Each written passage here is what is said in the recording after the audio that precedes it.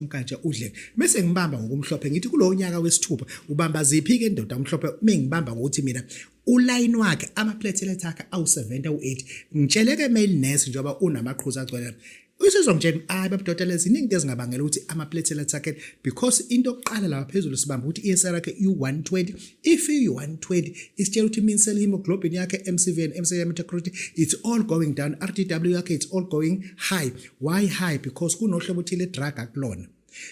okay fine lo muntu ukushuthi ke inazi sesezake manje ezake ususeleke wena awusazi ukuthi sithini awusazi lana sengidonsa ngoline omhlophe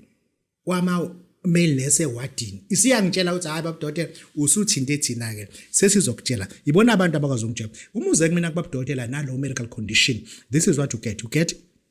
Malvan Q3 what you get Malvan Q3 in Malvan Q3 it has allicin it has quercetin it allows me ukuthi ngikwenze lokho you understand it has allium sativa it has zingipa officinal waphindwa sala futhi lapho ke sisuke silapha umuntu onalo ndikindiki bezandla ndikindiki zeinyawo sengizokwazi ukuthi ngimlaphe ngani na ngeMalvan Q3 sengizwa ukuthi kuthini this is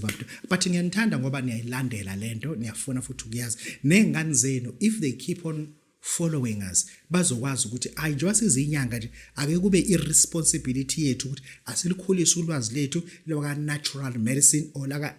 African traditional medicine sikwazi ukuthi silikhulise nangempela sizoba nezinyanga ezi-vibrant ezi-better than babu dokotela ekhanya ezimhlophe yakuzwa ngithini bakithi angiphumeke lapha ngibuyele esigodlweni ngakhe umsebenzi la omuhle kakhulu esibiza ukuthi quadro ezigubhu ngakhe izigubhu ezihlukene kawu4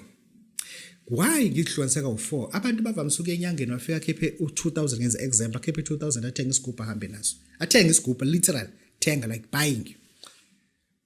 ubaba dokotela wakhe isigubhu asikhiphela umuntu ono 50000 rand esithi uthwalitshe angiyichaze lento le uphuma naleli bhodlela leli bhodlela leli ngizoyichaza indaba leli bhodlela very important leli bhodlela leli this is very very important ukuthi umuntu okathwalitshe akabe nalo leli bhodlela leli ngoba abantu bamayeme bayaliphatha le bhodlela abantu bathwalitshe bayaliphatha le bhodlela ngilinika umuntu omhlophe okhanya ngokwemali leso sigubhu ngisikhipha ngo50000 rand bese ngizokhipha isigubhu esingesenalo ke le bhodlela likamathanda imali umuntu lana othi babudokotela mina ngizama all out I'm in forex I'm doing this I'm doing